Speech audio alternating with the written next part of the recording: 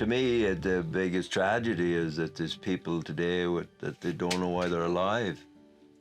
They don't know why they're on this earth. Is it to play computer games, or what? Is it for kids that they get really good at mountain bike riding or something like that that's unnecessary, that they don't have responsibility? Or I think that's the biggest human tragedy myself, because it leaves people helpless, that it's all about fun. And what we do is fun.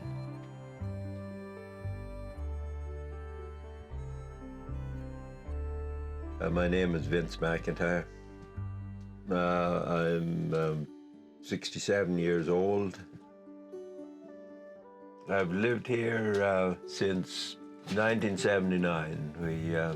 I found this place by accident and decided to camp here with my girlfriend in 1979. She was a mountaineer, and we made our temporary camp here, and here 30 years later, we're still here. I'm a farmer, and I do woodworking, various. I'm a jack of all trades, you might as well call me, yeah. When I think of home, I think of the little thatched house I was born in the west of Ireland. I still think of it as that, but I felt like a drifter, a traveler. I'd traveled a lot around BC and just seeing what was happening. It feels very permanent in the sense that it feels like home. This is the most at home I feel any place since I left the place I was born. So this is where I decided in the world to settle down. When Amber was, my daughter was 2.5 years old, I'd brought her up here because my girlfriend at the time, we were, both of us were homeless, and I was wondering where we were going to spend the winter. And there was an old man in Johnson's Landing. He wanted me to get him some poles for his chicken house to build, and he knew there was nice straight cedar poles up here. So I take Amber up here and we get some poles, but in the process Amber forgets her red shoes, So I had to bring her back up here to get her red shoes. So I brought my girlfriend up here, and I was just wanting to see how she felt about the place, and she was just totally amazed by the place. So from there I knew, both of us like it here.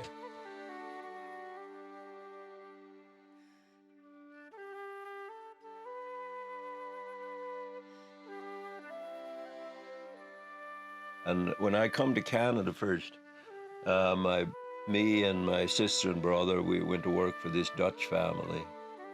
And we worked on all these different things, picking peas or strawberries or tomatoes, and making hay, and all this stuff. It was very interesting. And then when we moved away from that part of Ontario and we moved down closer to Toronto, my dad, he didn't want to let us go back to that farm because it was too far away. He wanted to have his family at home, which was a mistake on his part. He should have let us go back there, because it felt to me much better than home, because it wasn't so dysfunctional then. But anyway, we went to work in a market garden closer to Toronto, and that was already being industrialized. It was like long rows of like one thing, like green onions, like a 3-ton truckload of Dutch sets would come in. We had to plant all of them, like the kids out there. So it was totally monotonous. And that's when I began to hate farming. And I swore I would never do it in my life again. I figured that was the change, and that isn't what I'm ever going to do. In 1979, I went to an old farmer in the Cusp, Christopher Spicer. He was an old Englishman, and he'd been farming. And I went into his I went to buy vegetables of him in 1979 because my girlfriend knew about him. And I walked into his farmyard on Halloween, and it was like going back 100 years. And I seen, his piles of onions and potatoes and cabbages and all this, and how he did things. And that's when I decided that this is what I was going to do. I wanted to go work for him.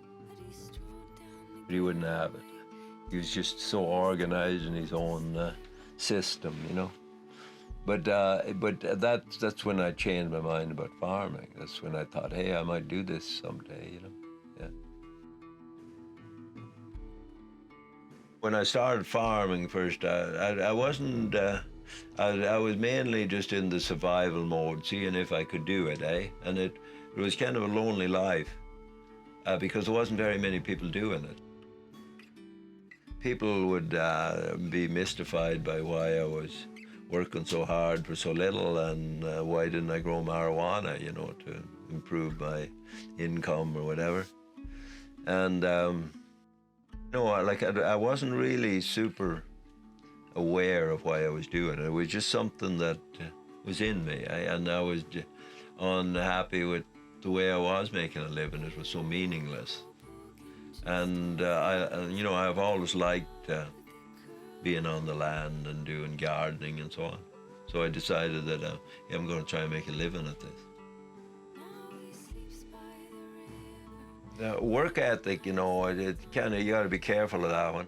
I figure working from the heart and working with a sense of freedom is, you got to have the balance, You have to have the discipline to get up in the morning, and you have to put up with discomfort and all this stuff. So a weak moment can stop you. If you have a real life, just like a creature out there in the woods, if they have a weak moment, they're done. So it's only humans that can have that privilege. Saying, oh, I think I'll just curl over with a good book today. When we look at the past, we see the good parts of it, And I'm telling you the good parts. And, I had spent a lot of my time in them good years where, I was depressed about stuff and thought too much about what's happened to the world and so on. So when I started growing food, I come to realize that this is really important, to feed my family and my friends and people around me. I'm not going to get old gracefully. My favorite poem about getting old and going down hard, as Dylan Thomas, is Rage Against the Dying of the Light. That you don't want to get old. You don't want to die.